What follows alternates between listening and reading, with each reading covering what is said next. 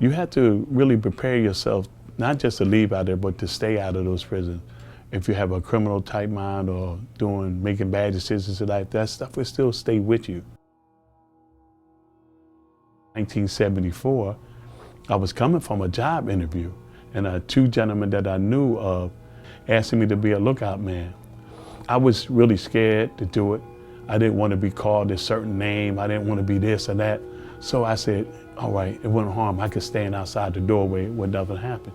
And it went wrong. I heard a shot. When I ran out the doorway and turned the corner, I asked them what went on there, and they said, oh, it wasn't nothing. That happened on a Friday night, a Friday afternoon. Later on that night, I found out a man was killed in the store. Next thing you know, the police came. They came up in the house and just took me away. And when they took me away, I didn't realize that I was going to get charged up with a homicide robbery. A year later, they gave me a life sentence. I was 19. Came out when I was 56. It took me about 5 or 7 years to realize I was doing a life sentence. I was maybe about 23.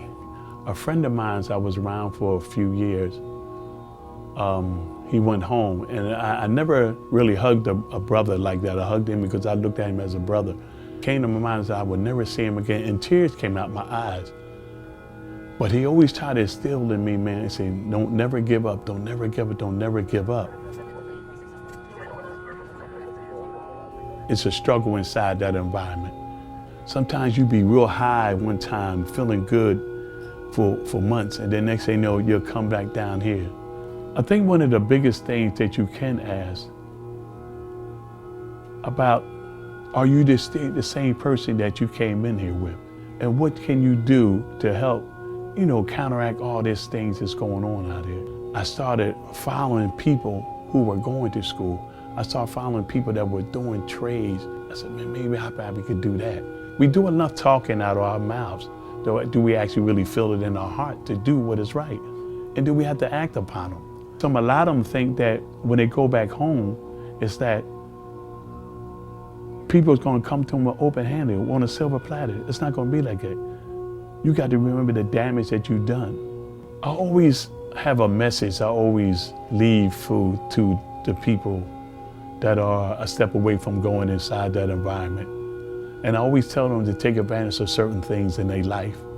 And I always tell them to take advantage of their youth before their old age. Take advantage of their free time before it's occupied. Take advantage of your wealth before poverty. Take advantage of the health before sickness. And take advantage of the life before death. Because you never know what's going to come. Always stay positive, and there's hope in everybody. We just can't never just give up and turn our back on people that's really needed.